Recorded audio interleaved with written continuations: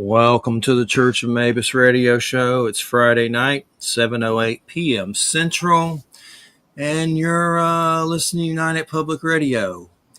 We got Jay McNicholas. He'll be here shortly. He's here. He's I'm just here. doing stuff. And for some reason, the UFO Paranormal Radio stream was just deleted on Facebook. The Joe Montaldo UFO Undercover was just deleted. The Canada's Most Haunted Michelle Desrochers was just deleted. That happens every week. So is Facebook doing it or is someone else doing it? It's really weird. We've had it happened to us at a couple other shows, and we had to go into the edit, bump them out, and just put in the new ones, different ones, and then they seem to work again. This is weird. It was really weird.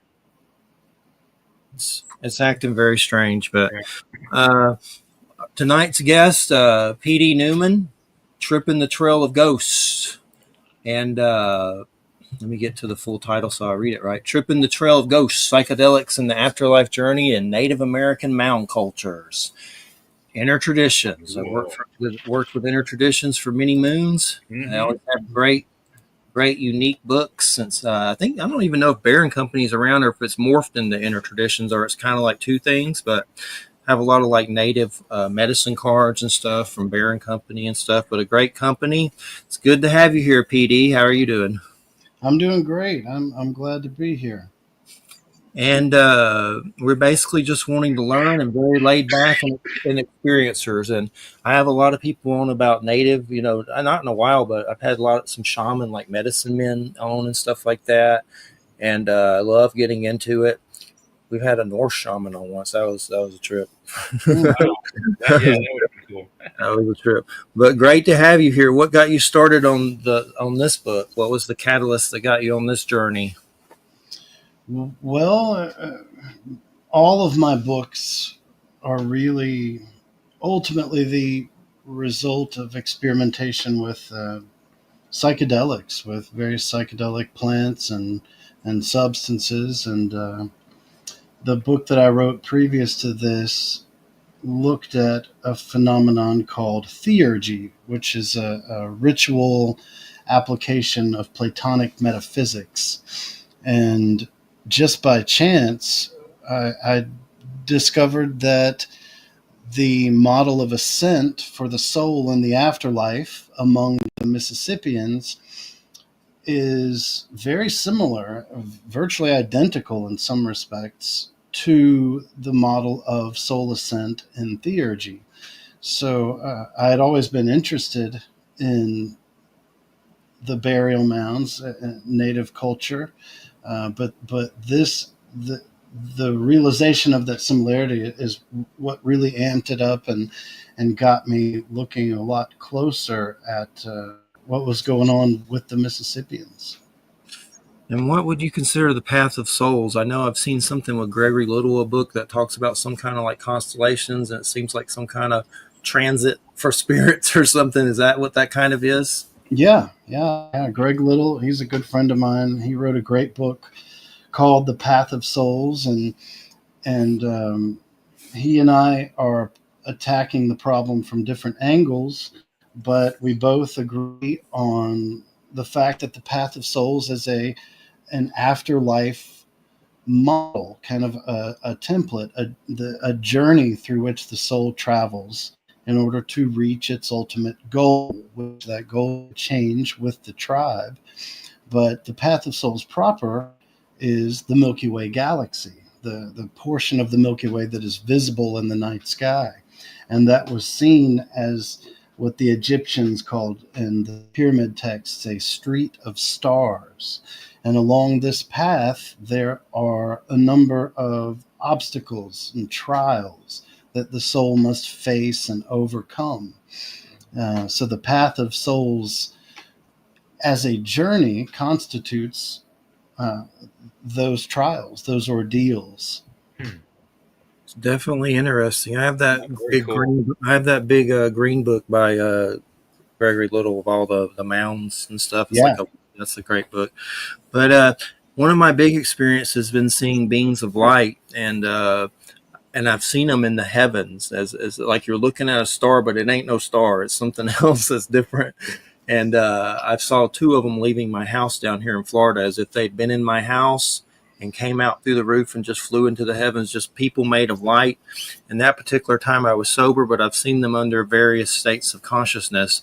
And when you talk about that path of souls, I swear when I look up there, it's almost like you can see those beings of light. Like you'll see a lot of like regular stars, but then there's like these little tiny like cluster. It's like a meeting place for the. I think we kind of project there when we sleep, possibly. But I've seen them like just people made of light, and I'm guessing it's us without our bodies. I know shamans say it's luminous beings of light.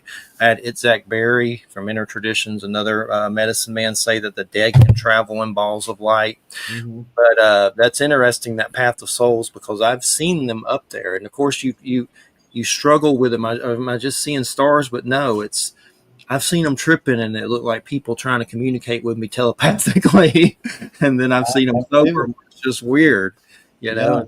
I think it's us up there. It's our spirits, our different. There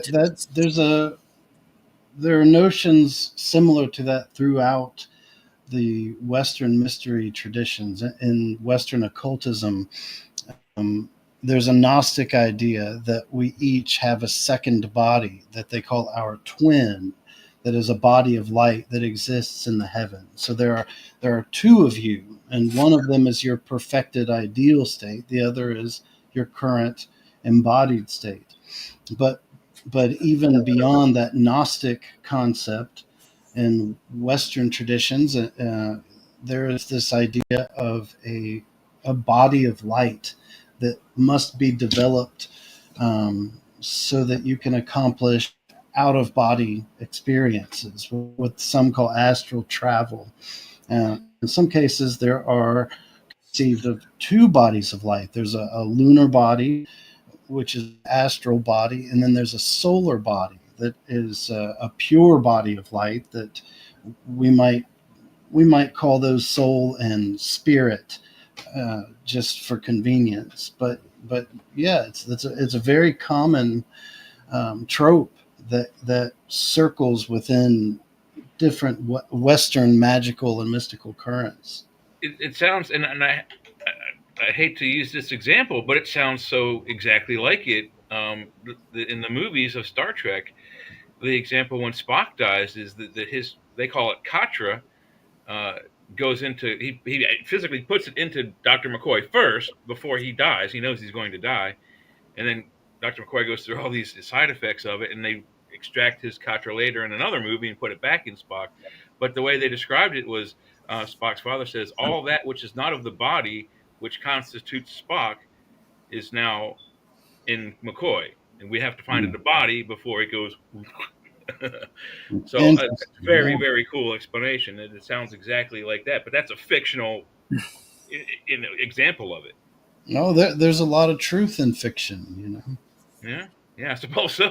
And shamanism, you know, they've always talked about luminous beings of light.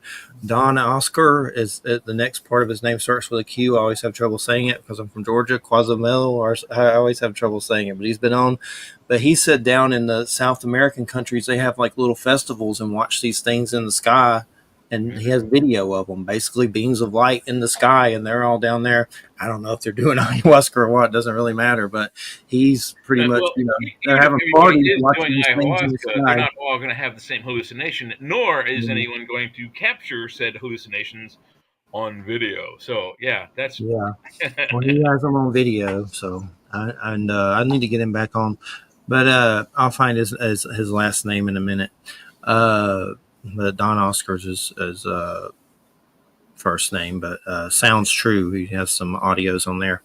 But it's definitely interesting with luminous beings of light. What have you found in your studies about that? I mean, they're usually referring to like us or deities or other beings, or I mean, when this comes up with natives and stuff like our shamanism, what do you think the luminous beings of light? It's the same thing we're talking about, right? Well, and in regard to natives, it's tricky because there are so many different tribes that have so many different beliefs. They might share a concept, but then their understanding of it will change throughout tribes. Uh, but you definitely encounter it. Um, but I think it's universal to a degree. Like I said, it shows up in a number of Western traditions. It shows up in certain native traditions, and there are even Eastern ideas when you get into Nadon and Weidon, Chinese alchemy, with their techniques like qigong and in yoga. These same kind of notions are prevalent there as well. So Well, it's something universal, and it speaks to both a perfected state and to an enlightened state. We're kind of immune to words like enlightenment or illumination, but when taken in the form of an image, that's how this notion manifests, whether it's in your imagination or in an actual tradition. An illuminated being is really what we're talking about.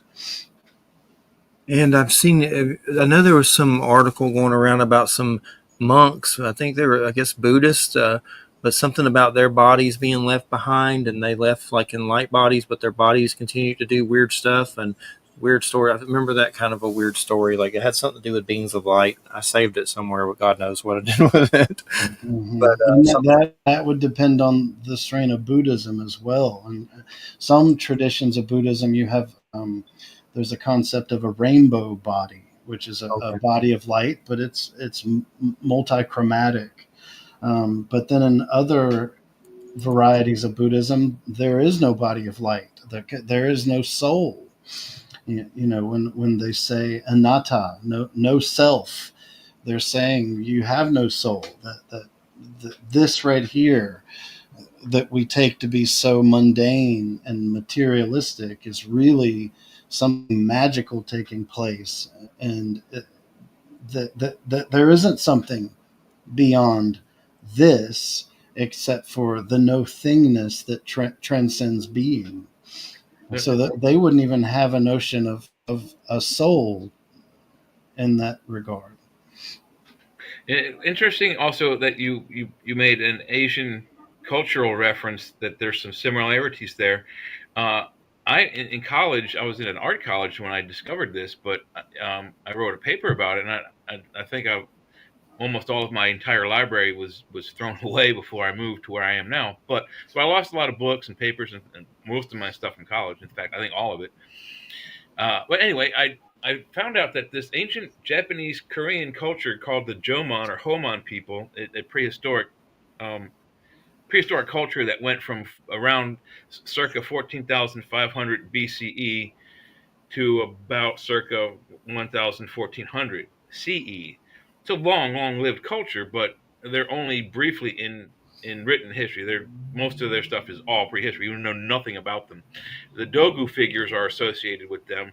The Tautea figure is a dragon figure, which is also associated with the Dogu, which are alien creatures that came up out of the oceans, not from outer space, as uh, Sukolos would have you believe.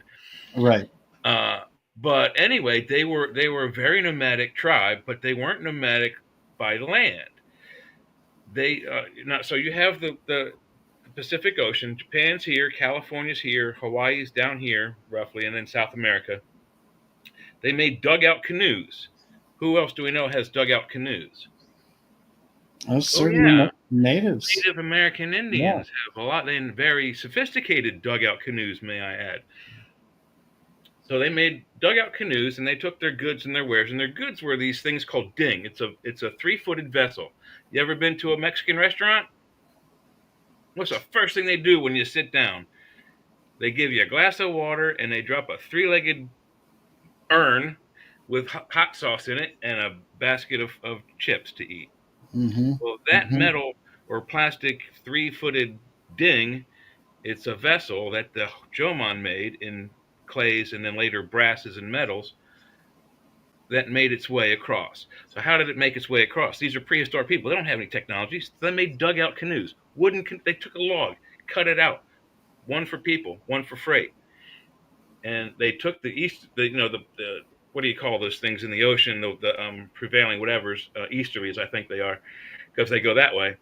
And they just took their canoes across the Aleutian land bridge. Now they didn't walk across it because it wasn't always all land. It's just always islands.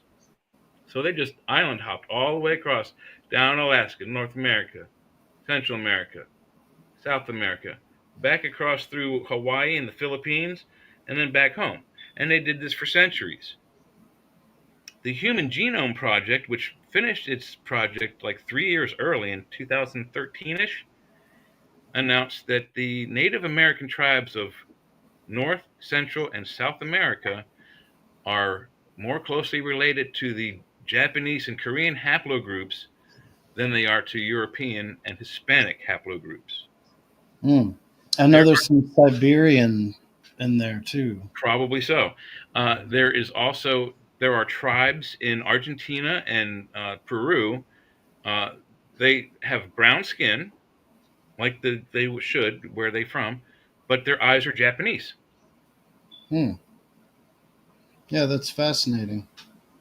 Yeah, so there's a lot of cultural contact that people don't realize. Some of my friends in Australia found Egyptian, like Proto-Egyptian hieroglyphs in Australia. Proto-Egyptian hieroglyphs comes like before like the first and second dynasties. Like we're talking like, you know, 6,000 BCE, Hmm. 10,000 BC, long time ago. Yeah. So the cultural aspect of it's mind-boggling that modern science doesn't recognize it. Uh, Native tribes in America have this almost the exact same story as the Greek and Roman god myths. The Well, one, that's what I was getting at with the yeah, theurgy and the path of souls. Not only are they perceiving the Milky Way as a road that the soul travels for both the natives and the Greeks, and it's also present in the Mayans and in the Egyptians. You see it in the pyramid texts. But one thing in the sky we all can there are see. Yeah, two openings, two portals in the sky through which the soul can go through to access the Milky Way. hmm, Well, the location of these portals are in the same place in the Native American and in the Greek theurgic model. And of course, there's no known communication among them. Now, there's certainly communication that took place between Egypt and Greece and yeah. between the Mayans or the Aztecs and the Native Americans, Native North Americans, Hmm. but how they would have communicated beyond that between Greece and North America, that's just mind-boggling that there could be communication, and it raises the question of a universal tradition. But I think then, it goes deeper than that. I think because in that same paper I told you about, and you brought up Greece, which is where the story really ends. The the Jomon people, the Jomon word means rope people or rope pattern people. On most of their early clay vessels, they took rope, which they usually made from braided horsehair, and they would stretch it around their clays before they fired them, so it would leave an impression, and then take the hair away and put it in however they fired it in the quick kiln, and those rope patterns would be permanently marks on the final vessel. So they're called the rope people for that. But that rope pattern makes its way, like I said, all the way across the Pacific Rim, and then it goes easterly across the United States, and then further into where it ends up in Greece. You get in like Italian restaurants, you get that L-shaped border that goes around the little paper placemats. You ever seen that? Well, it came mhm. from Japan about 14,000 BCE, but it made its way to Greece from just simple cultural non-electronic greetings and meetings. I mean, most of the North American tribes they're Asian. their genes are Asian. It's the Human Genome Project, try to say that really fast 10 times, has proven that they're closer to Asian people than they are to European and Hispanics. Yeah, that's I find that fascinating. so fascinating. Mhm. And then that Ancient Apocalypse show with Graham Hancock. I don't know if you got to see that, PD, on Netflix. I need to catch Seems, up on that. it seems to be pointing to first season seems to be talking about giants a little too much, but the second season he seems to drop that on some level, and it seems to be pointing to some kind of super civilization. And then, of Yeah. course, he rolls out the Keanu Reeves during all this, so you have Oh to be gosh. more serious. so, but it's pretty good. But yeah, it seems to be pointing to some kind of super civilization, like a mystery that may connect all this stuff on a lot of different levels. That's trying to figure it out. I guess that's kind of what we're all pointing to with this discussion. You know, there seems to be some kind of something that Well, I they're think that's what drives suppressing, the draw of this probably. stuff. You want to find out what's going on. What are the UFOs? What are ghosts? What are, why are they still here? Why did they come here? Especially with the aliens. How long ago did they come? Lots of mystery out there. And PD, what can you tell us about the Native American intoxicants? I mean, what are some of the basics of that? And it's a pretty interesting subject and so Mhm. many different levels to it. Well, the Eastern natives have a fairly sophisticated pharmacopoeia. When most folks think about Native American toxicants, the mind immediately goes to peyote and Mhm. tobacco. Um, and you know, peyote didn't make its way over into, say, Oklahoma, areas like that until later. Oklahoma is still considered southeastern, Yeah. and they weren't utilizing peyote until much later. In the And earlier is it a cactus? Is that correct? peyote, yes, Yes, yes, it's it's a cactus. Yeah, a flower for a cactus. Lophophora williamsii cactus. Um, but they nevertheless did have a very sophisticated pharmacopoeia, and among those things they were using, one of them was tobacco, and for modern people, meta modern people, it's very difficult to think about tobacco being a visionary agent because we're so used to it. But the tobacco they were using was, in the southeast anyway, was Nicotiana rustica, which can be anywhere between 3 and 9 times as potent as Nicotiana tabacum, which is commercial tobacco.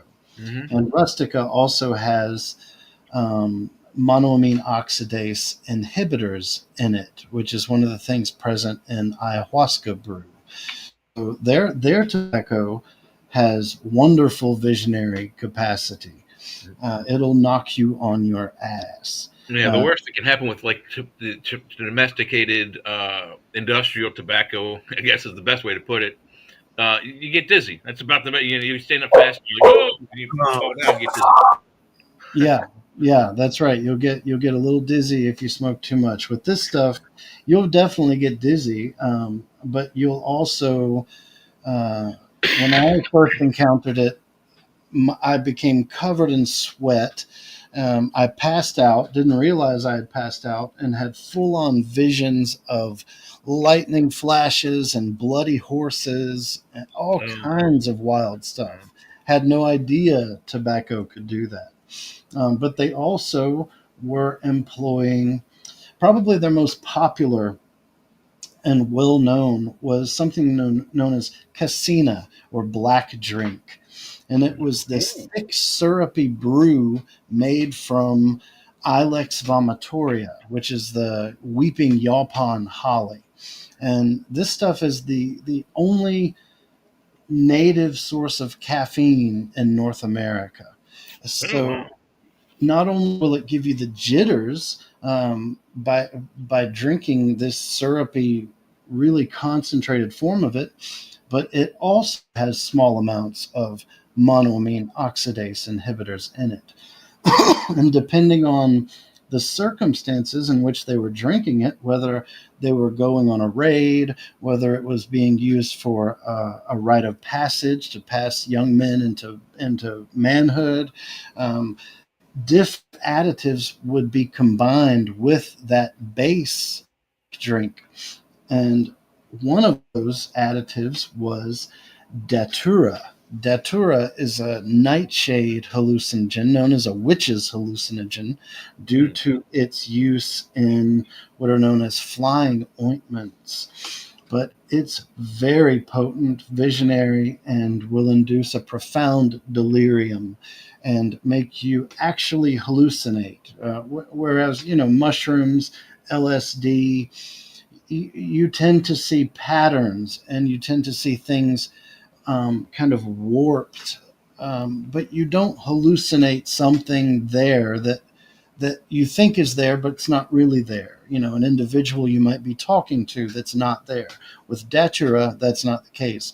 Things like that can absolutely take place, and they would drink these concoctions out of massive shells, lightning whelk shells, and these shells, when they investigated, the archaeologists were investigating Spiro in Oklahoma, for example, they found caches of thousands and thousands of these shells. And not too long ago, they did a residue analysis of these cups to find out what they could have contained in addition to that black drink. And a very large number of them tested positive for datura.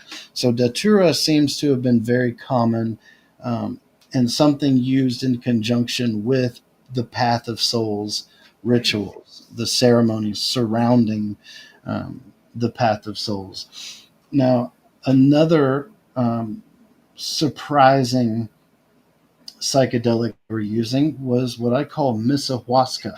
It's an ayahuasca analog, but that was being used among the Mississippians. And the sources for this, there's evidence of it in the in ethnographies, in iconography, but the the source for DMT, if you're not familiar with ayahuasca, it's a South American tea that is its main constituent is DMT, dimethyltryptamine, and it's made orally active with the addition of a monoamine oxidase inhibitor. It was thought to have been limited to use in South America, but there's very strong evidence that the Mississippians were using their own version of this stuff. They were getting the DMT from a tree called honey locust, classified as Gleditsia triacanthos. Very thorn covered tree. They can have thorns that are up to a foot long. Wow. Very sharp, and they grow in thick clusters on these trees. But the root bark, just like in the case of Mimosa hostilis and some species of acacia, the root bark contains DMT. So were that DMT to be added to black drink, in addition to the use of tobacco? Remember, the black drink has the monoamine oxidase inhibitor, the tobacco has the monoamine oxidase inhibitor. And they were also using something called passion flower, Passiflora incarnata. It is a very strong monoamine oxidase inhibitor. So were any of these three plants combined with that honey locust, which they do in the myths talk about boiling it up, and in some cases in connection with their ball game, they would chew the roots, spit the juice out, and rub it all over their bodies. And of course, there's evidence that it can be transdermally absorbed. So it looks very much like they're using DMT in a number of ways. But the most fascinating and I think important for this research is my misahuasca hypothesis, that they were preparing and exploiting a Mississippian analog to the ayahuasca potion. It's definitely fascinating. Wow, we need like a Native American inventory guy from a video game to show up with all that. So here, bro. I keep thinking of Reservation Dogs. I don't know if you saw that on Hulu. It was really good, but it's a native show where they're on a res and it's got a lot of cryptids and stuff. It's a comedy. But anyway, I've had experience with DMT and I miss it. My biggest problem with all this is getting it and finding it, and I don't want to go to the dark web. That's for sure. That place scares me. I've never been there. I don't think I want to go there. But my experience with it, I saw balls of light. Uh, I thought about a phoenix a lot, and then one of the weirdest experiences on it, and this was smoking it. Uh, there was writing on the wall that was very weird, like kind of, I don't know what the heck it was, like on some alien language. And I would go up to it and feel it, and then when you're done, you're like, you go back and you're like, it's gone, it ain't there. You saw it while you were on it. So it's an interesting thing, and I've only done it a few times, but definitely there's something to it, no doubt. I can believe that is a component of all this for sure. Oh yeah, it's next to psilocybin. I think it's the most fascinating visionary compound that we know of at this time. It has incredible potential, not just for its visionary capacity, but in terms of healing and treatment of treatment resistant ailments, PTSD, I'll be the first to kind of lament its relegation to medicine, because it seems like the best we can do, we get our hands on anything that's remotely magical, and the first thing we're going to do is reduce it to a therapy and figure out how to monetize it as a medicine. And that's the last thing I want to see happen to something like DMT. But that doesn't detract from its real potential in that territory. There's a cool new cartoon by Mike Judge on HBO Max called Common Side Effects. That's about what you're talking about. It's this blue mushroom that heals everybody from everything, and then the pharmaceuticals are sweeping in trying to, you know, monetize it, and it's crazy, but it's really good. It's a weird cartoon that's really Oh, weird.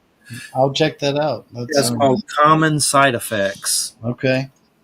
And what's weird is there was a cartoon before that. I think the same animator called Scavenger's Reign, and they canceled it like idiots. But in that Common Side Effects, when they trip, they see this little bald man that comes out like a little, I think, of machine elves from Terrence McKenna, but there's like little beings that show up and stuff. It's pretty good. But Mike Yeah. Judge, Beavis and Butthead fame, so it's pretty good. But Yeah.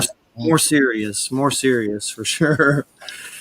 But yeah, it's just so tell us a little bit. We'll get more into the book.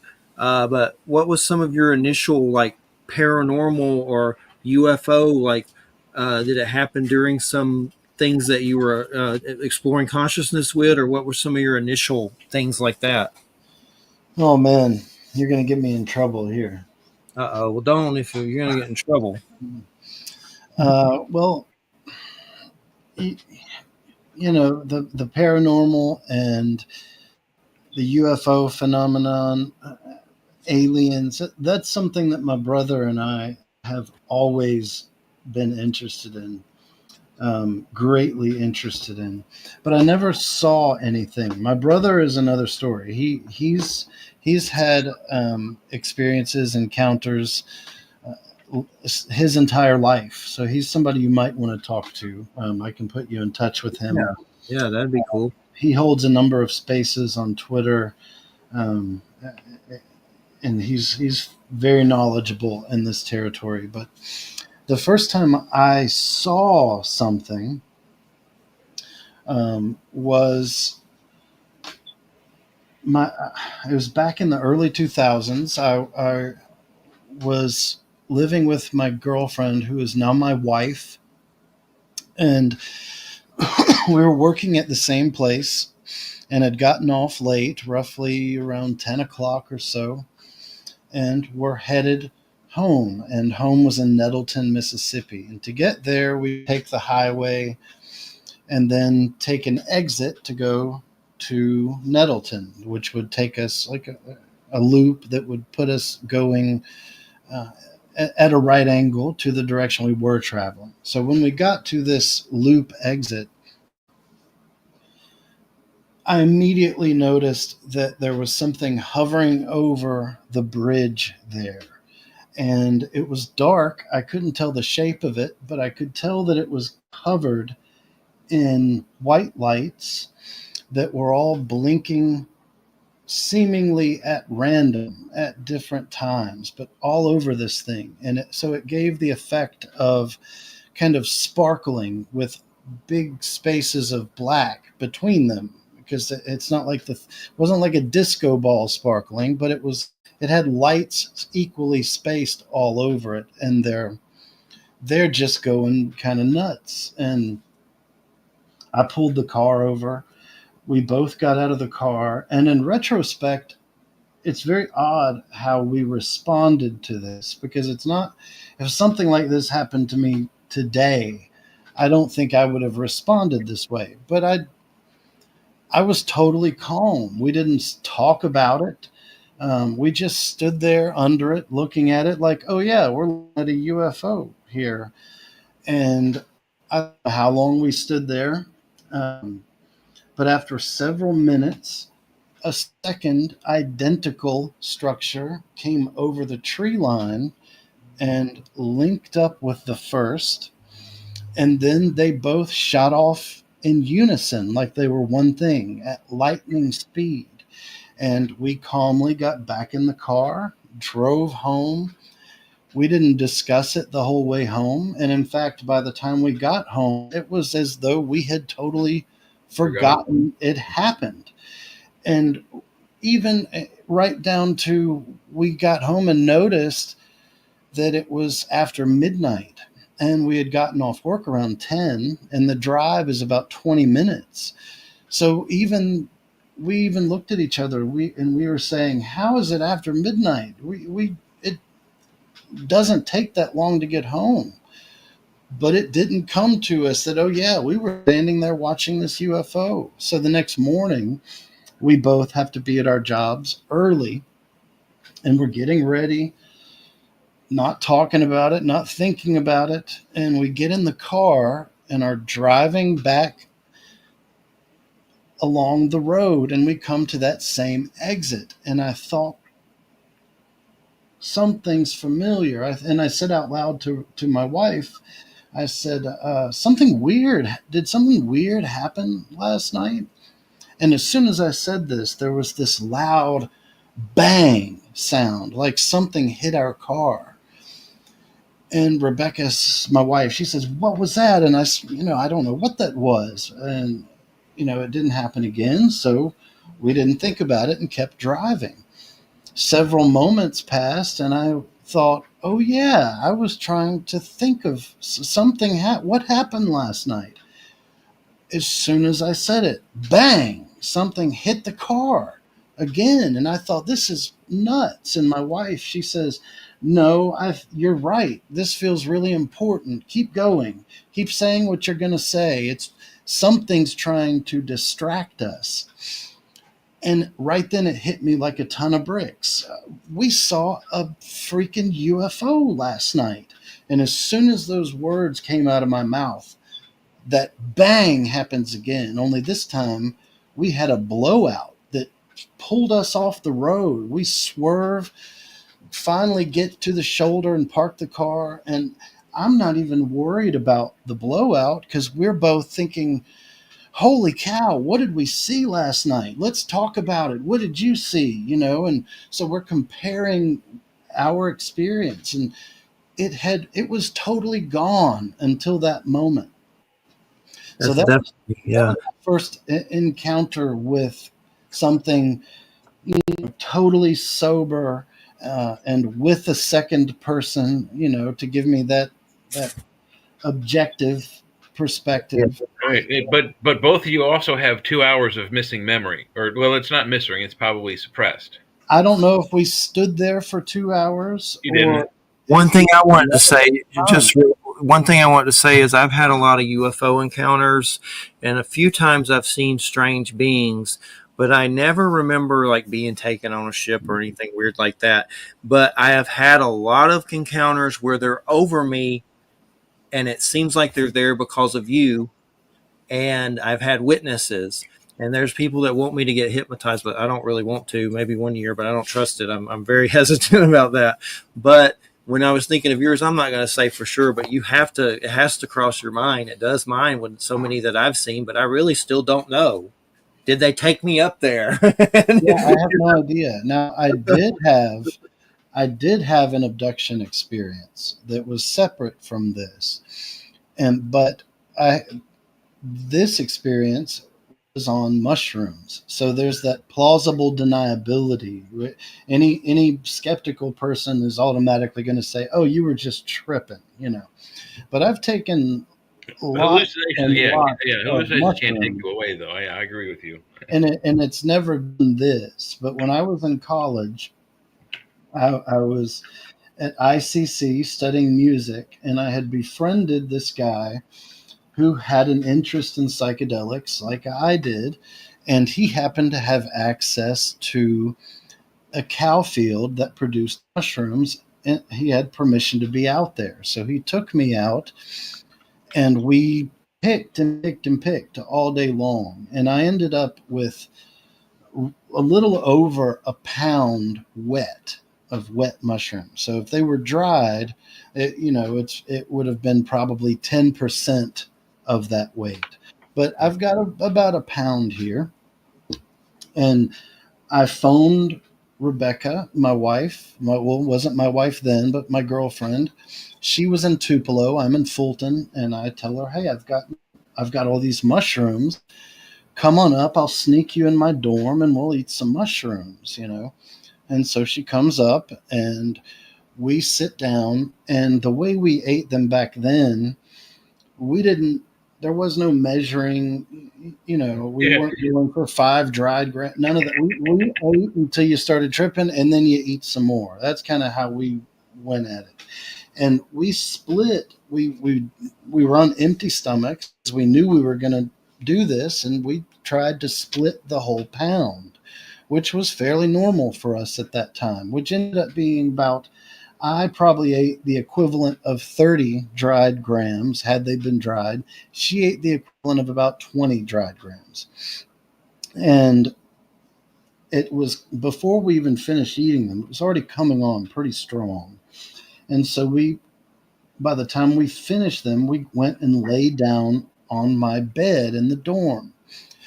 And the visuals were just overwhelming. And I'm checking in with her. Are you okay?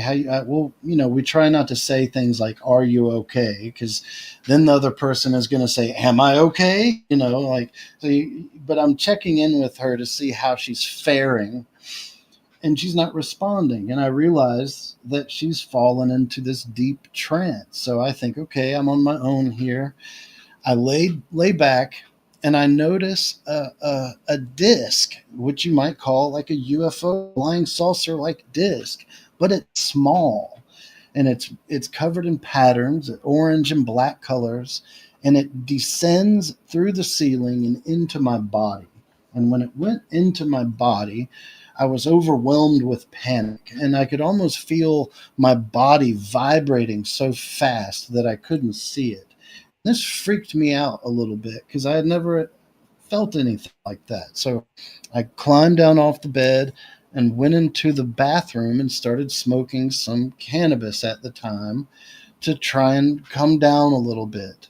And this is where it got weird. So I lean against the cold black cement wall, and I slump down on the ground, and something tells me to sit up and cross my legs. And I'm thinking, this is interesting. Let's see where this goes. So I sat straight up and crossed my legs, and it starts giving me instructions. It says, "Now I want you to breathe like a serpent breathes." And I thought, what does that even mean? How does a serpent breathe different than the way I breathe? And it tells me, breathe so that you can hear it through your ears, breathe through your sinuses. And that made sense to me because I'd had experience with that when you exhale and you can hear it in your ears.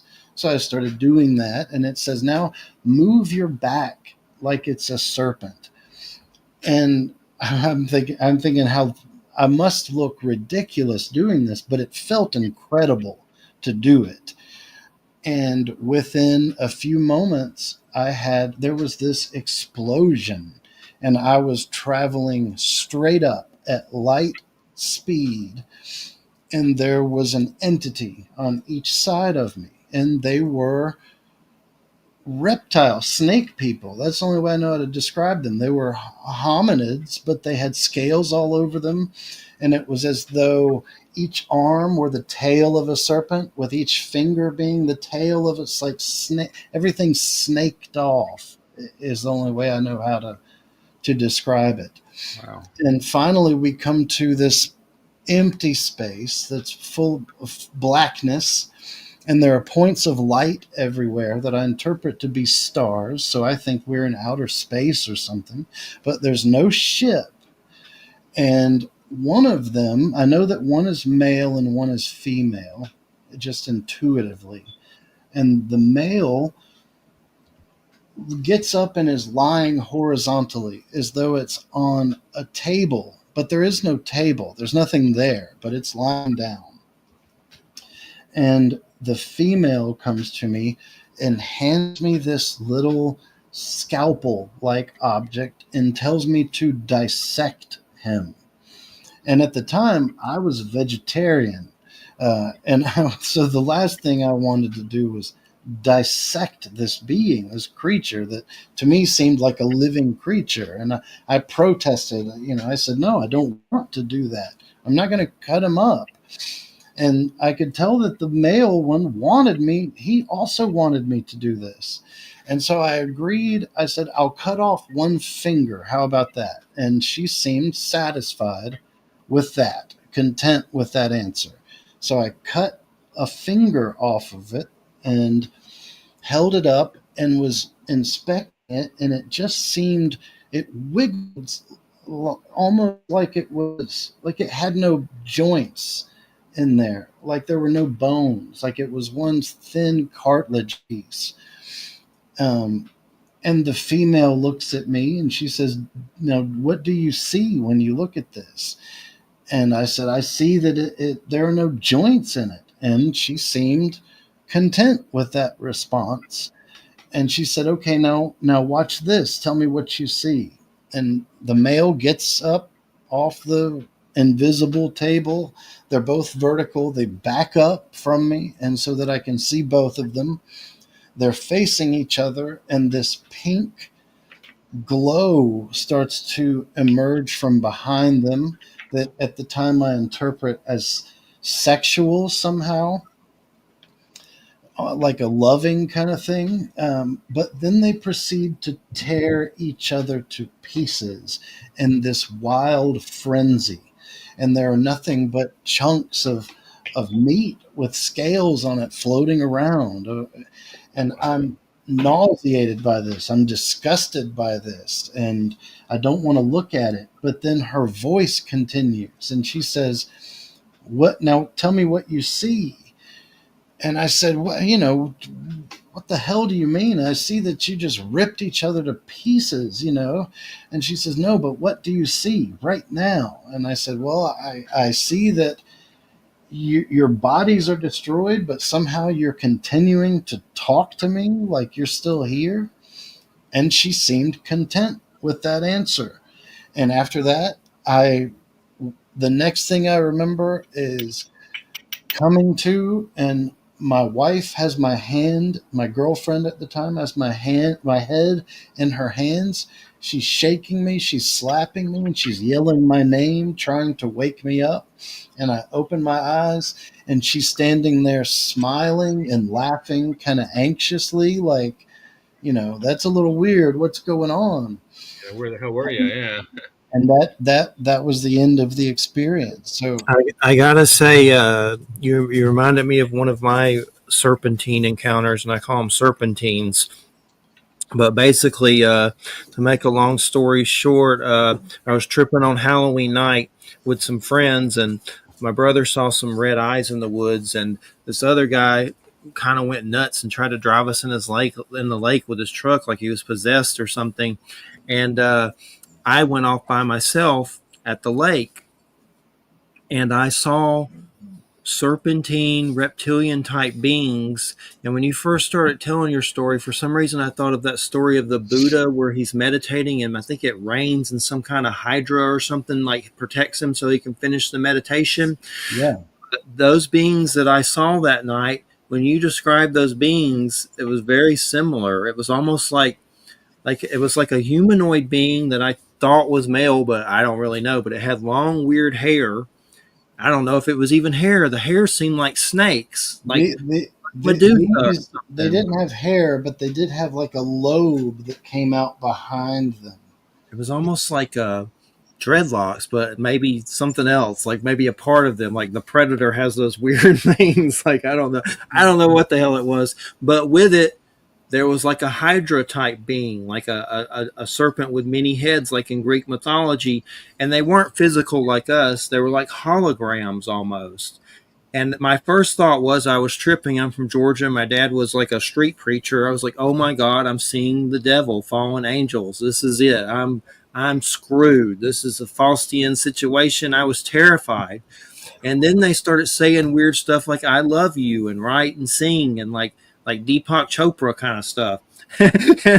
And when you, my point is, when you start to describe those beings, it very similar. I'm not going to say exactly, but very, very similar.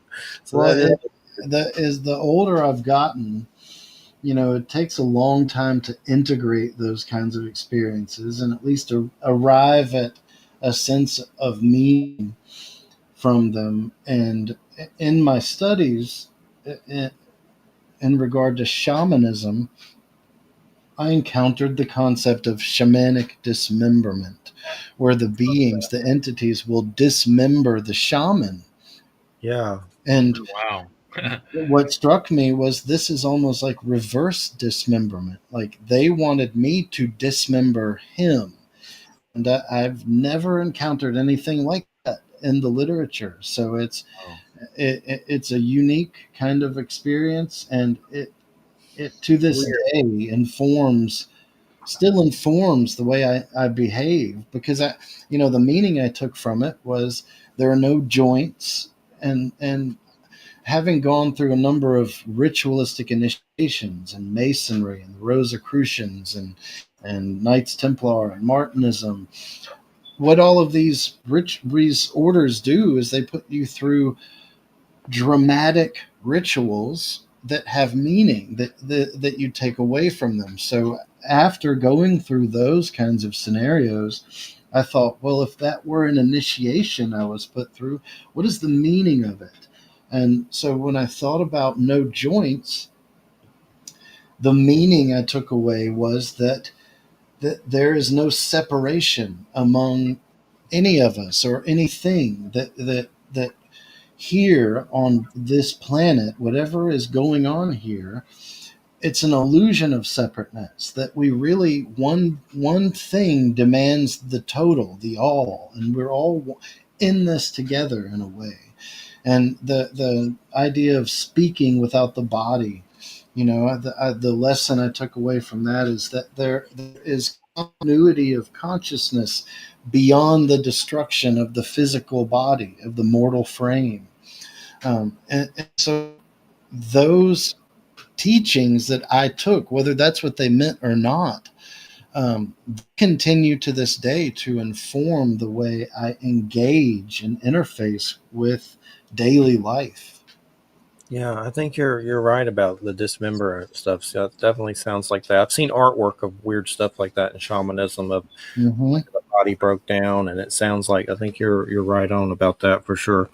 But it's a mystery. And those beings, like when I talk about them and stuff, with the light beings, I'll get goosebumps. The reptilian one's kind of more of a creepy feeling. It's not really like scared, but it's just like it's almost like you feel like they know you're talking about them. Like you're looking around like, are they going to go up again? Like, it almost seems like there's almost a built-in fear into the human species of certain reptilian species, particularly snakes. I mean, most of us have a.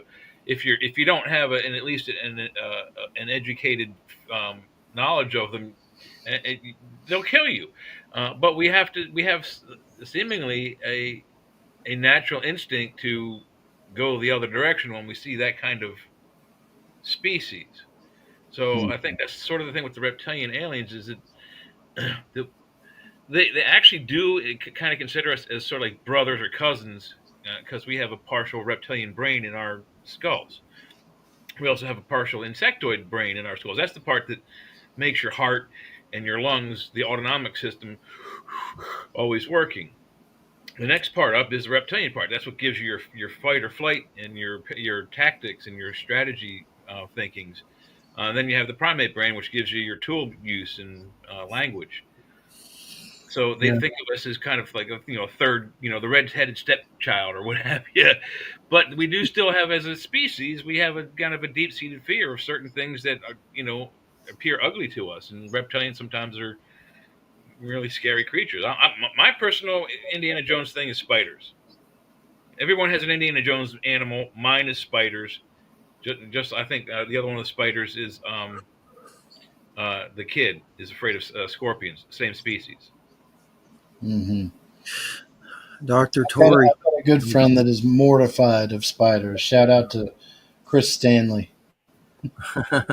Dr. Tori told me I had a golden draconian alien that watched over me, reptilian, which showed me things which I don't know if that's true, but it does seem like when Hierarchy, man. No, those are that's like the ruling class in that society.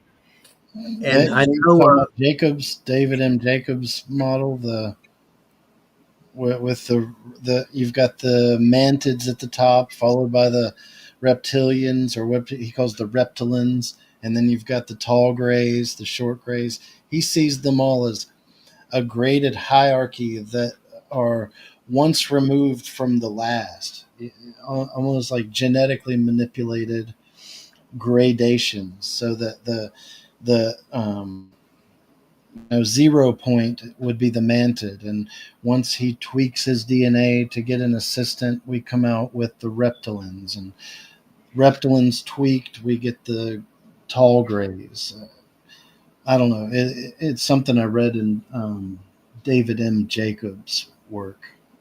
Yeah, there's a David J. Brown that with the Inner Traditions I got coming on May 30th. He has like some DMT illustrated book. The art look like Yeah, he's coming on. And the I person know that him, and that's a fascinating book. And there's a section on the reptoid entities. cool. Um, I and haven't got it yet, but they're sending it.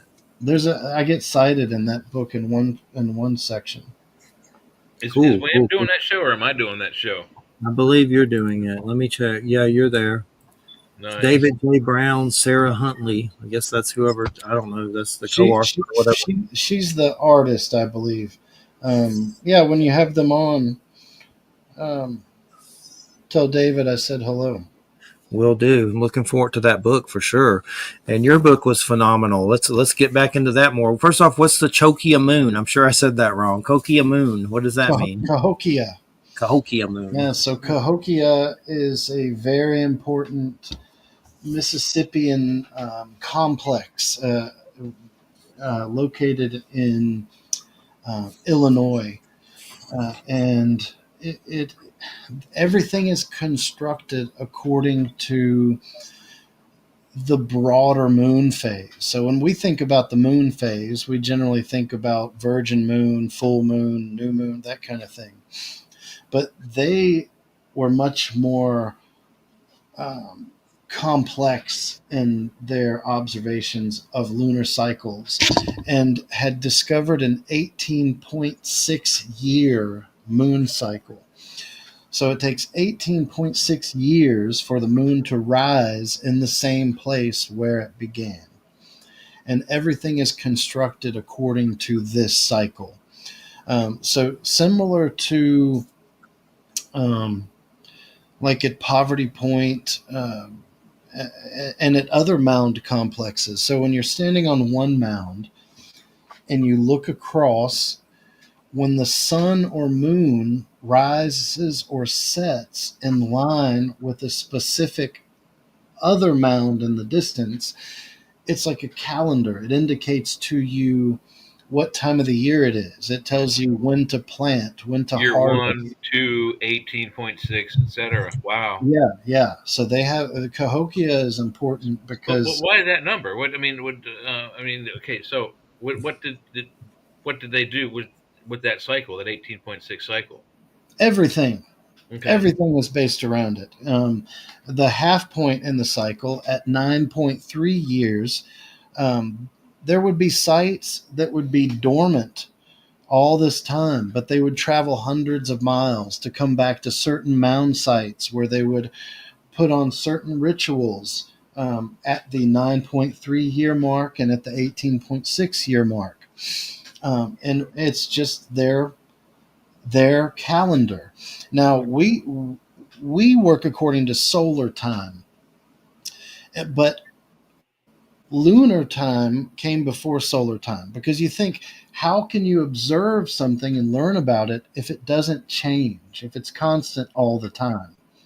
Well, the sun, even though it does rise and set in different places, it would have taken longer to realize that for a fledgling culture than it would to realize that the moon is virtually changing every other night. It looks different. Um, so the earliest calendars are lunar calendars. Later come solar calendars, and they didn't just have a simple lunar calendar with 28 days in a month, 13 months in a year. They had this greater year of 18.6 years. And the discovery of that, number one, think of how many generations it would have taken of observing and passing that wisdom down before they realized that, well, the moon rises in a slightly different place on the horizon, and it takes 18.6 years before it gets back to 0 point. It would probably have taken a minimum of 2 or 3 generations just to realize that. It wouldn't have happened in one man Right. Yeah. In sitting several there. generations, it'd be And like we're talking your great about, great great grandson removed twice would finally go, oh, hey, look. yeah, yeah. And we're Yeah. talking about shorter lifespans back then too. Oh yeah. Why? And so with this comes this notion of renewal, that the gods, I hate to say gods because their concept of these powerful spirits and our notions of gods are different, but these powerful spirits are perhaps recreating the world in cycles, and they were doing these complex rituals in an attempt to initiate the recreation of the world using this time cycle. Because of climate change at the time, when drought set in, everything's dying. They have built this Cahokia, this site that started out with just a few thousand people, but now they've got 20,000 people living there. But how can they produce enough maize to sustain them all with the drought coming in? So, along with this knowledge of a longer lunar cycle comes the magical attempt to exploit it, to restart creation, to end this cycle and start a new one. So all of that was wrapped up in Cahokia and this broader lunar cycle.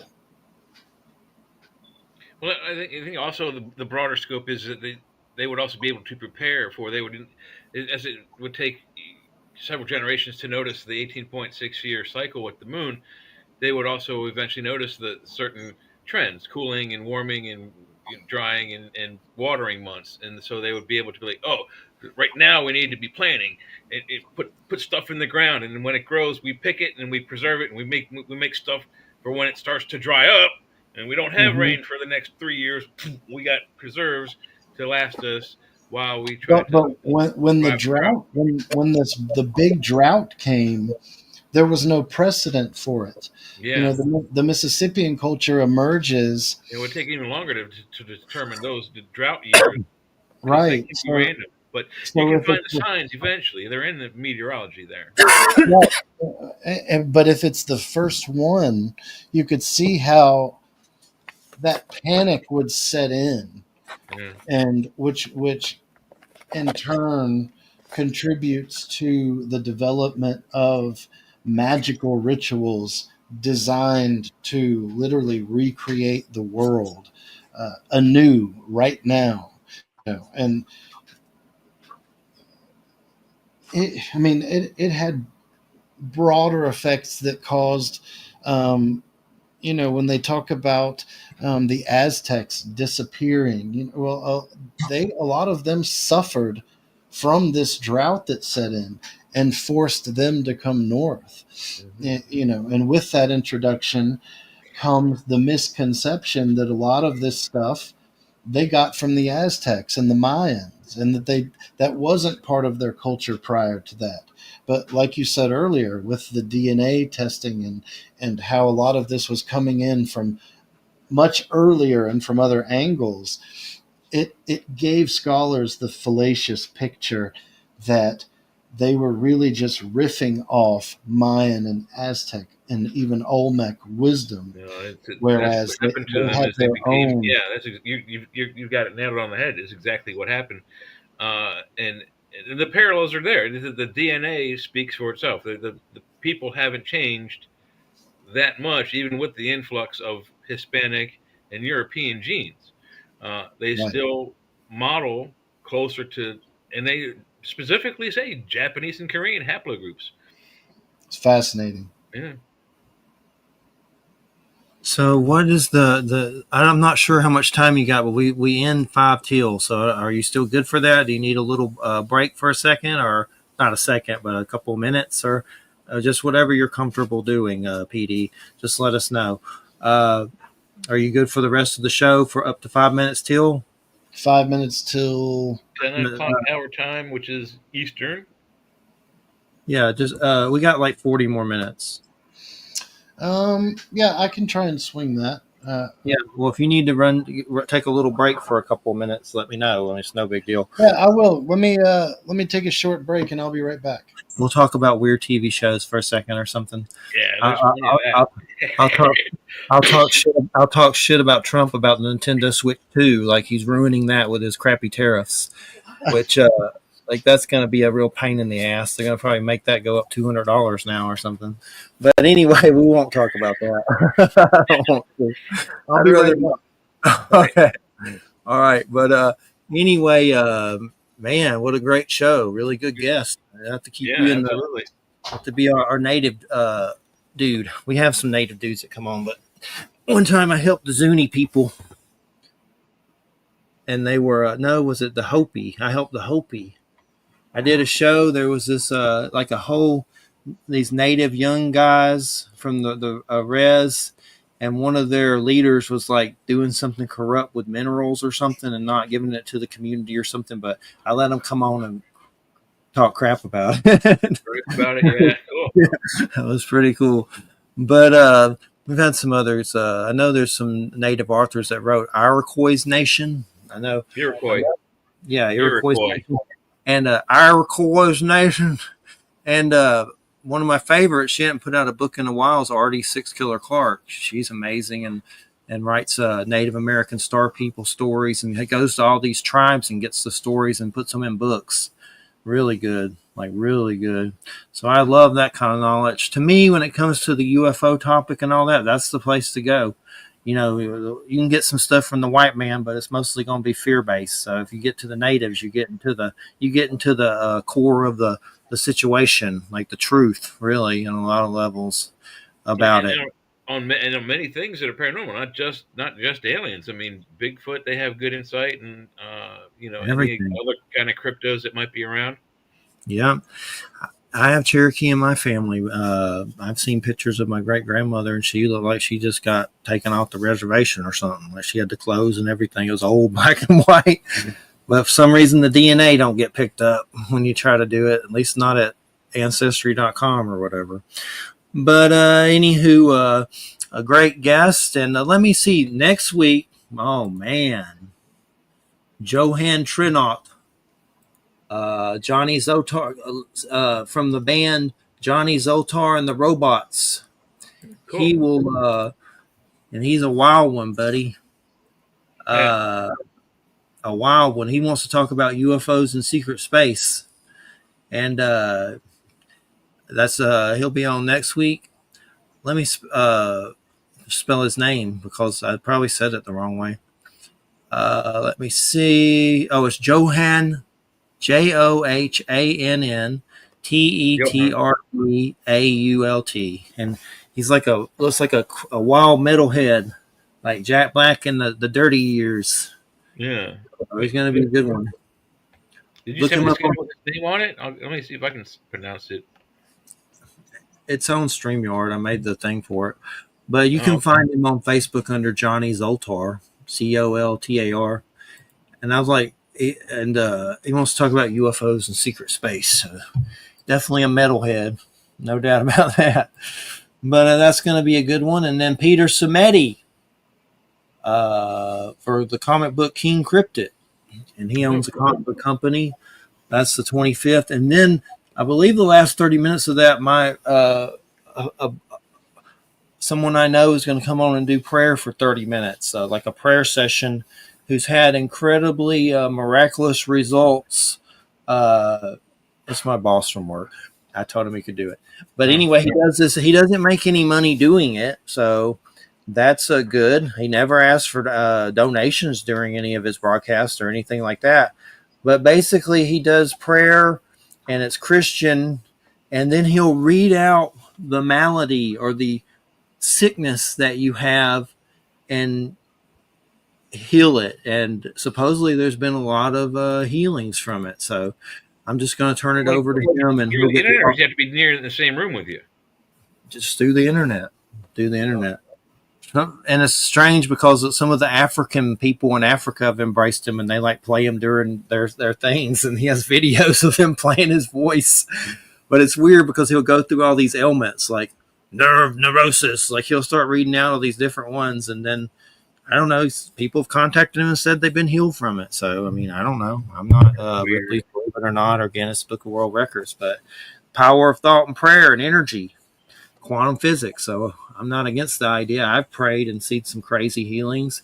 One time a cat came up to me with a broken jaw and I said a prayer in the name of Jesus Christ and his jaw like seemed like it healed right in front of me weird. And I don't know if it was just something scientific or Jesus came down and healed the cat's jaw, but it was weird. I've had some weird Wow. prayer experiences. One time at Petco, we were getting rid of cats, not getting rid of them, but there was like shelter cats that they were trying to move out there. And they were in sales. I mean, not they weren't selling them. I don't think there may have been some fees, but they were having trouble with people getting them. I said a prayer, and then the next thing you know, cats are going out the roof to people. My boss was like, "What did you do?" I said a prayer. He said, "That's crazy." So Hey, if it works, it works. It's never worked for me. the prayer went super pussy. Well, I don't know. That's all I know.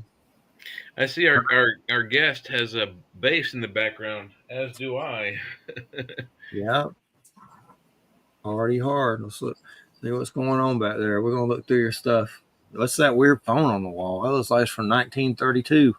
Where Like in you'll my call in my room or to the his room? right. To the right. I don't think it's a phone. I don't know what it is, but it's on the wall to the Right. right.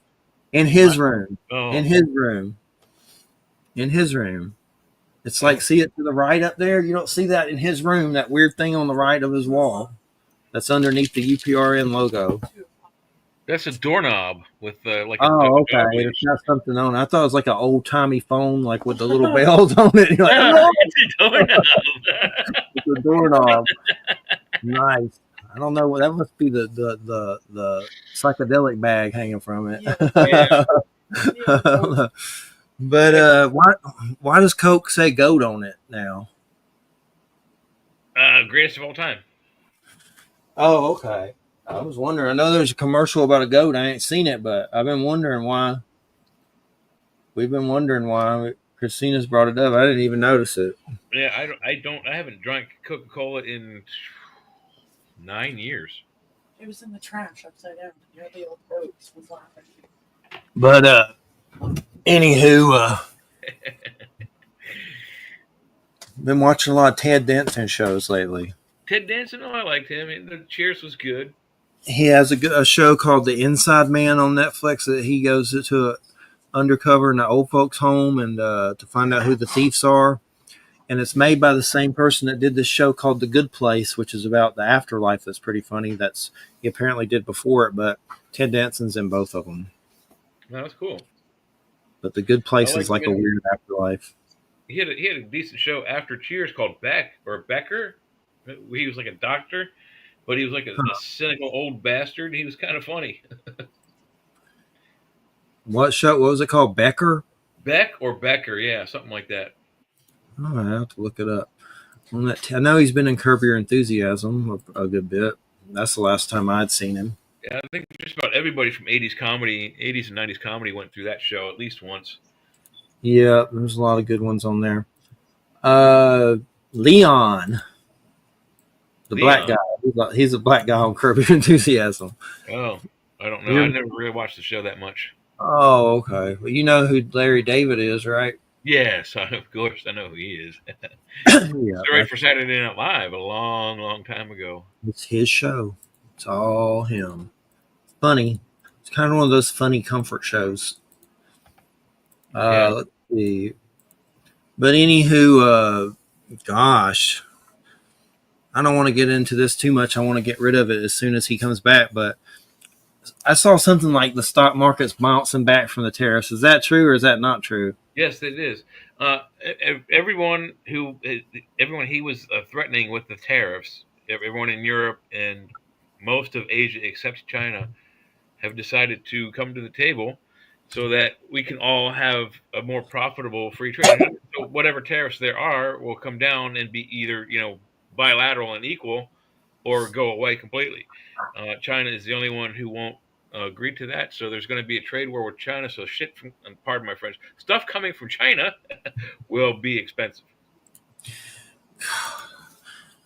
You got to be careful pissing off China. Well, that's gonna cut into a lot of Amazon sales. It's going to cut into Switch too. They were supposed to say something about that. Now they postponed it because of it. Because it's going to cost so much. Like they got to bring up the price really high. Well, so that's why everyone's coming to the table. They want to sell their stuff here in America to us. Then they're going to have to. It's going to have to be fair trade. Why should stuff that we sell to that same country that's selling us something that we want they charge us more tax than we charge them on their stuff? It's not fair. As long as it's fair on some level and our demands aren't stupid. That's the thing. As long as it's fair, before this trade war, which is now essentially over, it was going to be very, very ugly. And we've been getting, like Trump said, we've been getting screwed. We've been getting cheated on by not only just our own government, all the millions and millions and trillions of dollars that they found being wasted on stupid things. Our friends have been taking advantage of us, all right, and our enemies. So, yeah, well, they need to lay off the switch, bro. That's all I know. Well, you just wait and see. When your paychecks start getting bigger, my paychecks start getting bigger, I'm going to be happy. I could care less if it's a Trumple gooch or not in the office, as long as my paycheck is bigger. How's your paycheck going to get bigger from taking away income taxes? If he eliminates income tax, I mean, come on. The IRS was paying someone who was 605 years old this year and will be 606 next year, and they were going to probably pay him a tax return again for that same, following year. That's ridiculous. Who lives 605 years? Nobody. I mean, and this is a government that's not a government. It's an agency that's for the government charging us to pay somebody who's 605 years old. Come on. I don't know. I can't keep up with it. It's aggravating, and there's a senator and myself are shocked that people are angry at Elon Musk for finding the fraud and the blatant waste of money. Yeah. But they're not mad at the people who blatantly wasted the money and fraudulently used that money. Well, they're also mad because of his little weird Nazi salute that he did, which seemed really stupid. Well, yeah, he's an idiot. There's no question there. But I don't even get it. Like, well, why would you do that unless you're really?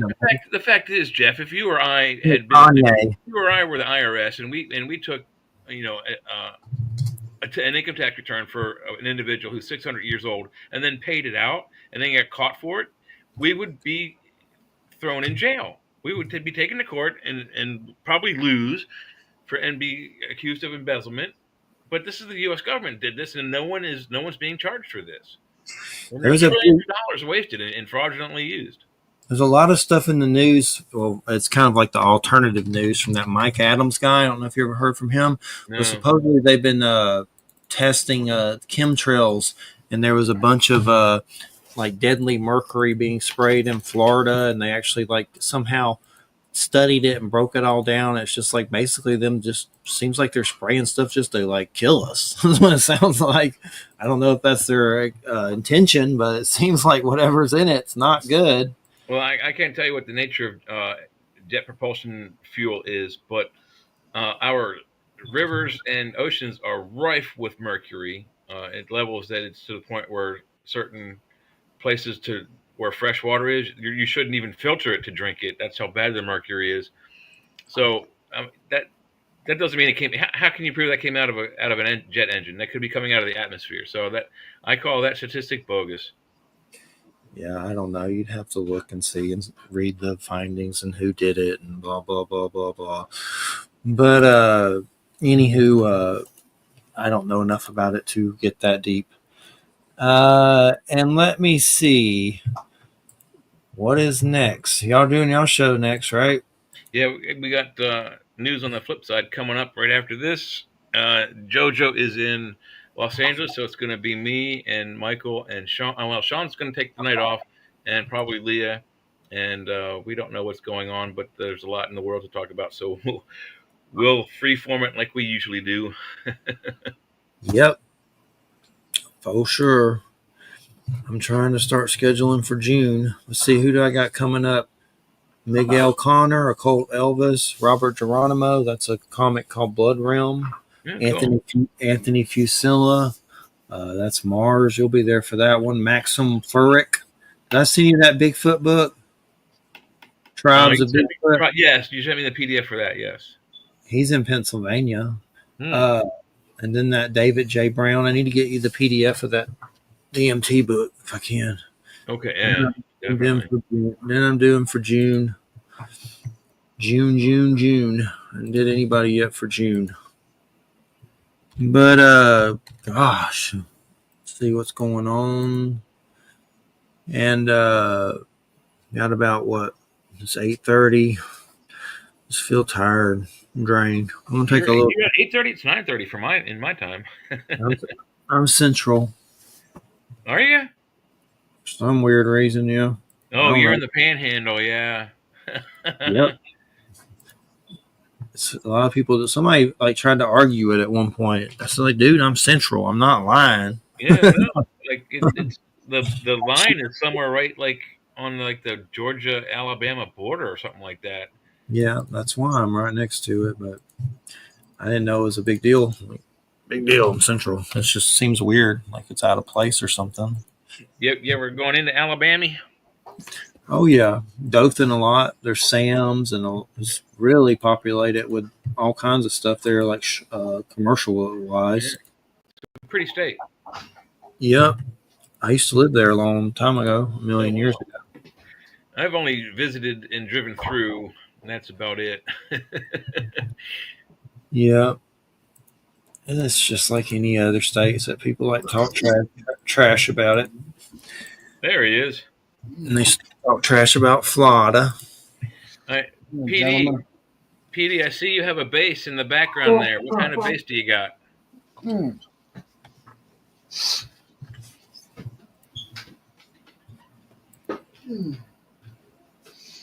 Yeah, this is my The Squire. this is Squire Precision. Oh, it's white. That's basically just to that's the bass I can abuse. Oh, I only have one. It's also a Squire, but it's like the purple burgundy color. It's kind of metallic-y. Yeah, very nice. Probably out of tune. My main instrument is guitar. I have right now what I'm playing is a Fender Jazzmaster. Nice. and I also have. Let me see. I don't know if you can see them here, but Oh, nice. Oh, it's Tama. Nice. Tama Exotica. I own a small music production company out of Memphis, Tennessee called I Am a UFO, Nice. Ooh, and it's me and one other fella. And between the two of us, we can play virtually any instrument. So we do all the instrumentation. He That's does cool. horns and keys and bass and percussion, and I do keys, strings, drums. I play tabla, a whole host of noisemakers.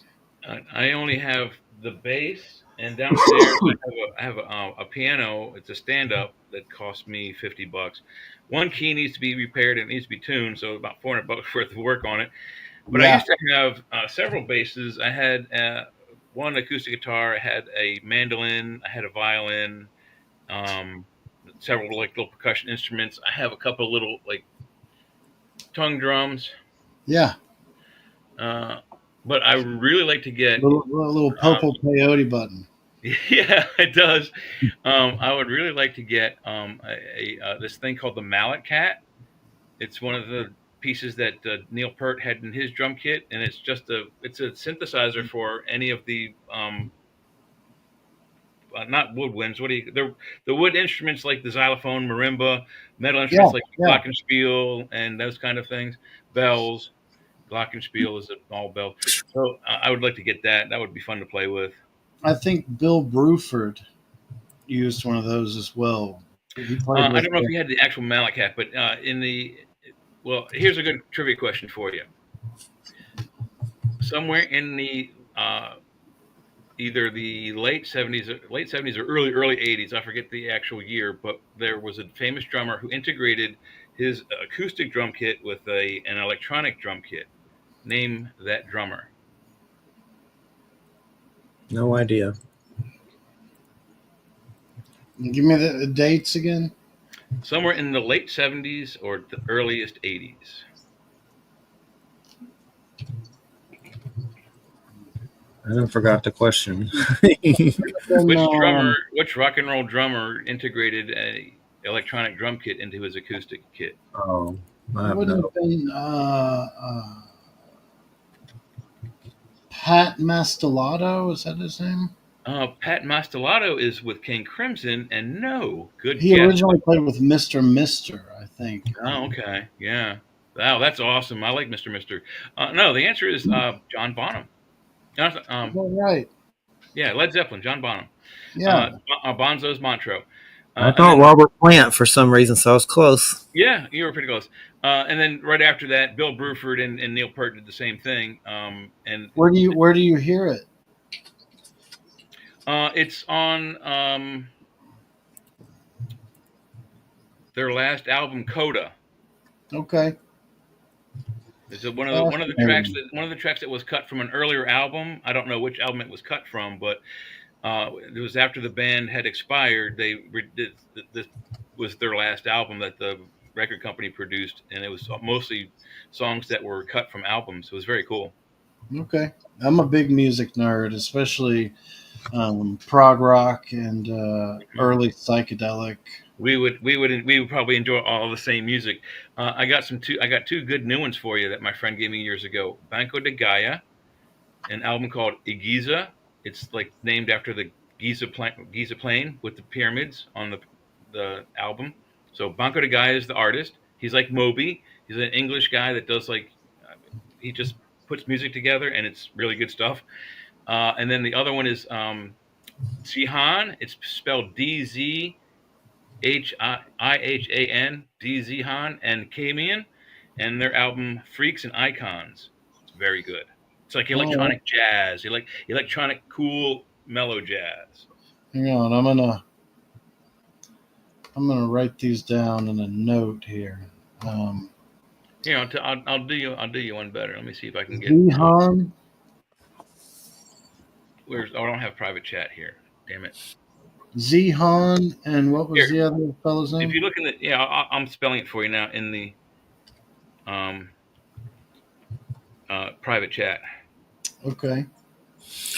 I watched this show on HBO called Legends of Shiva that the guy goes to India and they get into all their architecture and gods and stuff. It was really good. But I started listening to some of those chants and stuff that are on YouTube, and like the Indian music. That's really good. It's different, It's Yeah. definitely magical almost. It is. The ragas, that's what tabla. Tabla is an Indian hand drum that gets some just incredible tones that you can't get from other hand drums. But if you like the Indian sound, there's a great producer that Jay, you probably have heard of him. You being a music nerd, Bill Laswell. Bill No. Laswell, he's a bass player and a producer, but he's got a project called Tabla Beat Science that is just phenomenal. It's electronic, but with real musicians playing.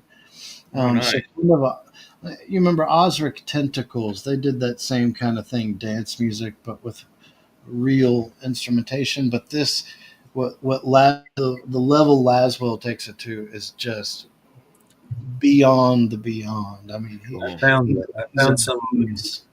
I found some on YouTube. And Laswell, his probably his biggest claim to fame, in terms of artists you'd be familiar with. Well, PD being a prog guy, I got to give you another. Herbie Hancock, he did some production. Oh, I love Herbie Hancock. And the Funkadelic Element guys. Yeah. George Funk. There is a band called The Beat, and it consists of a gentleman named Adrian Ballou, I love Tony Adrian. Levin, Steve Vai, Wow. and on the drum kit is a young man named Jason Bonham. Huh. And they are traveling the East Coast, and I think right now they're on the West or down South, and they're traveling doing the 1980s, only the 1980s discography of King Crimson. Wow. Yeah. Who's playing bass? Is it Trey Gunn or? Huh? Who's on bass? They got Trey Tony Levin. Tony Levin. Okay. Two of the members of that band I just mentioned, Adrian Ballou and Tony Levin, were They're members in of the the 80s lineup of King Yeah. Crimson, the bass player, lead singer, lead guitarist. And you see Levin and Paul Simon, Peter Gabriel. Yes, he's played with Pink Floyd. He's played with Yes, or not Yes, but Anderson, Bruford, Wakeman, and Howe.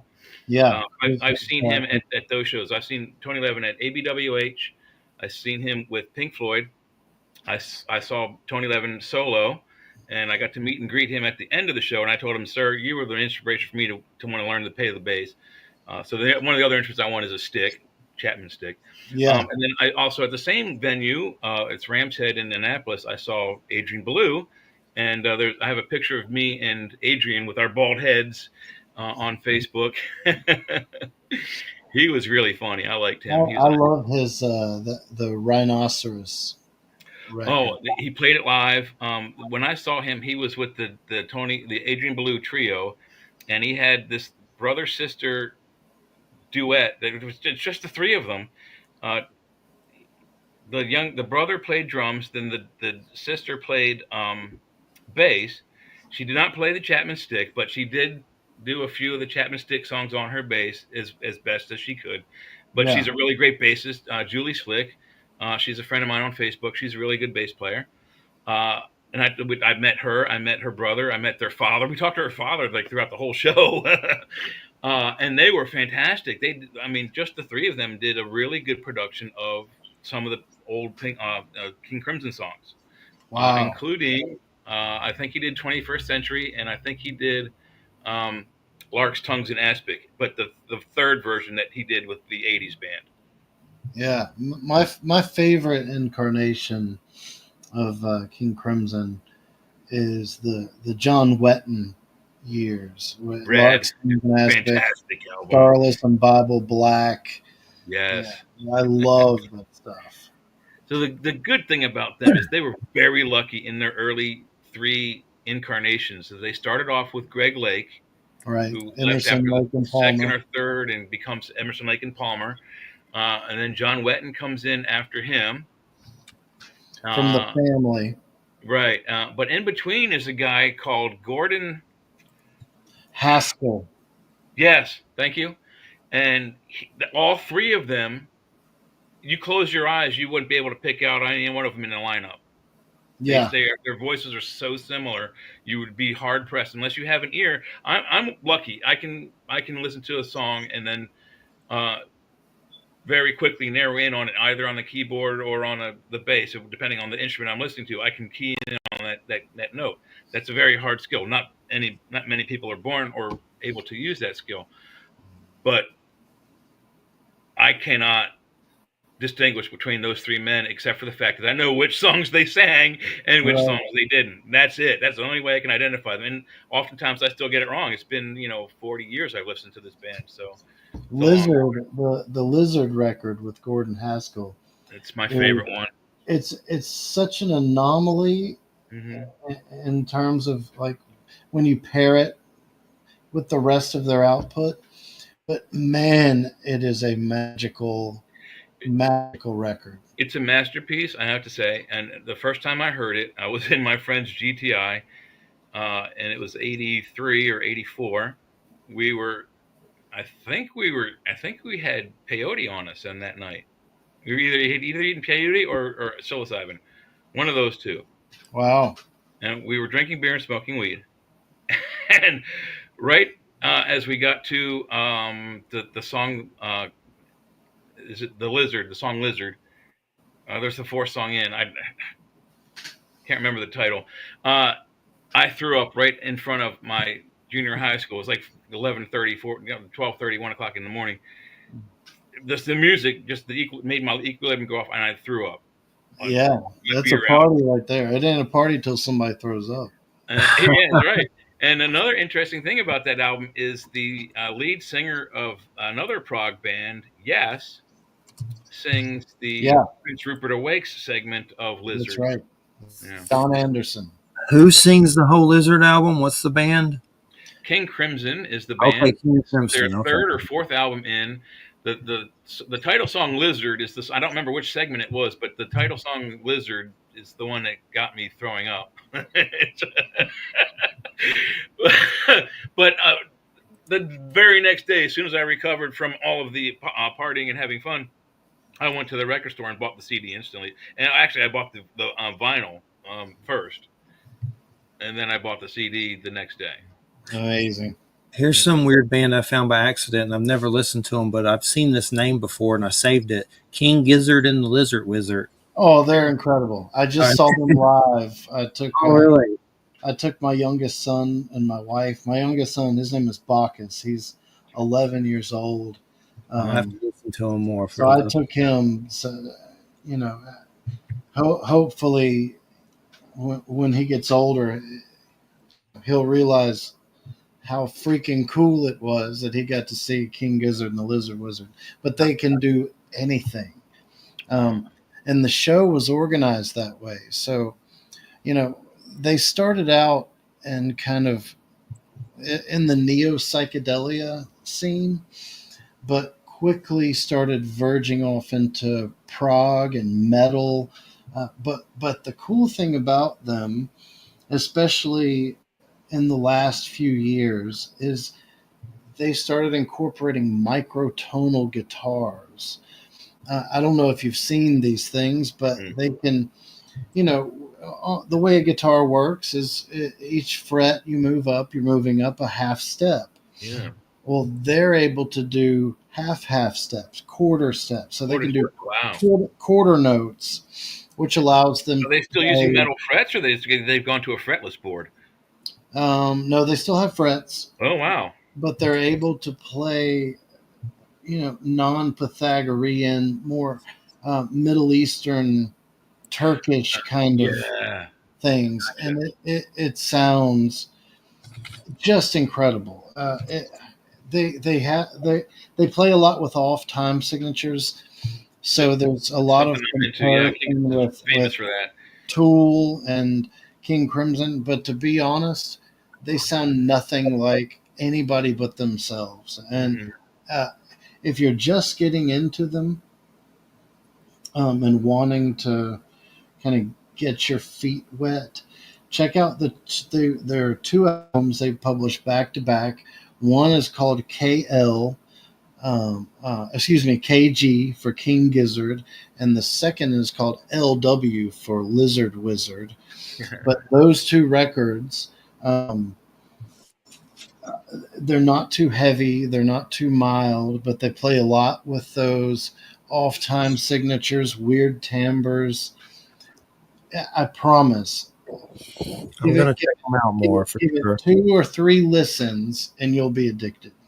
I accidentally pulled them up when I was looking for Lizard album, and I know I came across them before, but I didn't really listen to them. But I like saved it and just never got around to it. But I'll definitely make it a point. It sounds good for sure. You ever They're heard of an a band? Aussie band, You're Austin, where, Aussie, Australia. oh, Australia. Okay, okay. What? Oh, have you ever heard of a band called Beats Antique? Beats Antique. It's familiar, but I couldn't. Look it up if you like the India kind of Middle Eastern vibe. Like it's different. They're different. Primus even did some Okay. stuff. There's a Primus weird video of stop animation. You know the band Primus.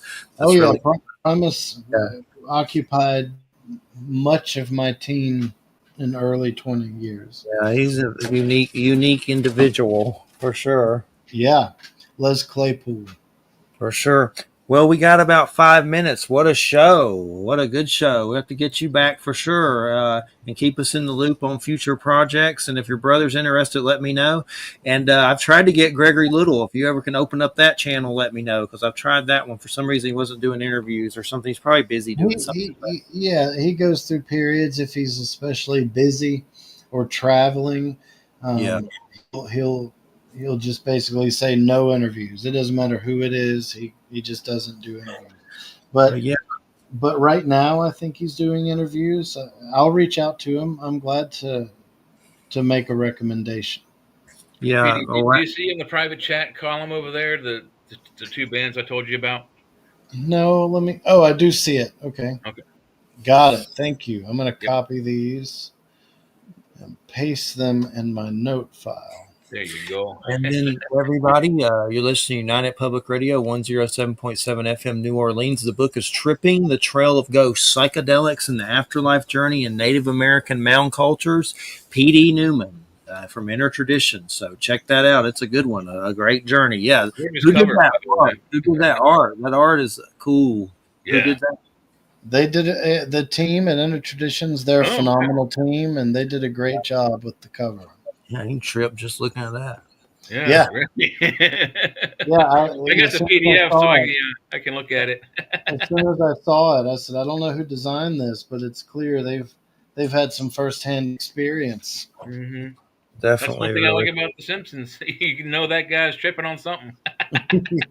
That gets creepy. Like they got some weird stuff in there that seems That's prophetic. true. And apparently Trumplegooch is going to croak at some point, according to it. So. Yeah. Yeah, well, we But, hope that doesn't come true, but I'm not saying anything. I stay out of. It's for the best. You're smart. Stay in my lane. You know. Yeah, I don't really like either side, but what's happening now seems terrifying. Weird, like it's just like is he about to let Russia in here to like put us in concentration camps? Like, no, that's all hype and propaganda. Jeez, you guys, the way I look at it, we're in the news business, Jeff. We can see through that crap. the way I look at it is, it doesn't matter who's in office, what laws are in play. Uh-huh. I'm confident enough in my own morality that I don't care what the laws are. I'm going to keep doing what I'm doing. It doesn't affect me in the least. So, yeah, when it does, I'll probably start caring like and might have an opinion. But yeah, I try to think of some of those shaman stories you hear where they like live far away and they don't know what's happening. That's the best way to do with all that's that. me. I had no idea that Trump was even elected, and someone reached out and said, "What do you think about Trump being elected president. I said, I didn't even know we were voting. You know, if it's It's not the best. music, psychedelics, ancient cultures, philosophy, Yeah. a little psychology, Yeah, and occultism, I really got it. am totally out of the loop. It's the best way to be if you can do it. And for some reason, PD, you remind me of a lot of dudes I used to party with. I'll take that as a compliment. It is. It is. Like I started having flashbacks. But yeah, it's a great show, man. We loved Yeah. it. And keep us in the loop. Yeah, And definitely, man. I got this heavy metal wild dude coming on next week. I'm like, I gotta make sure he don't say the F word and keep Yeah. him. Like, but No F bombs. An occasional S yeah, bomb is all right, but he's definitely he's going to talk about UFOs and secret space, but he looks like a metalhead. I was going to originally title his show "And Hell Followed with Him." He's like, no, don't do that. I was like, just call it UFOs and secret space. I was like, okay, that's fine. I'm good. Well, I've had a blast. You guys are a lot of fun. So you thank want you. to do it again anytime soon? Just let me know, and we'll lock in a date. Yeah, Yeah, man, absolutely, man. and keep us. What's in the future? Is there anything you're working on? You can talk about like what are you going to tackle next? So right now we're working on a documentary that traces the timeline in my second book called Angels in Vermilion from D to DMT, and it looks at the prehistory of DMT in the Western world, which was at that time an alchemical phenomenon. So Cool. what we're doing with the documentary is we're tracing that line of transmission through various cultures and trends, and going to the places where it happened, and Cool. talking about the events, the people. We've been to Prague, where we discussed John Dee and Edward Kelly and their usage of a mysterious red powder that allowed them to see and communicate with what they interpreted as angelic beings.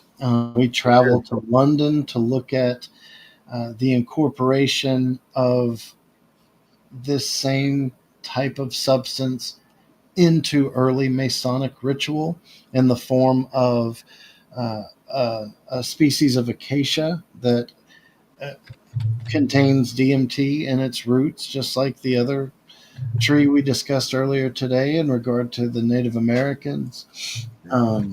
We've been to Egypt to look at the emergence of this alchemical tradition, which is the basic idea is that they were preoccupied with producing a stone from a plant, and this stone then gave various powers to them, we might call, of Cool. central to it being the visual perception of and communication with what they all seem to call angels.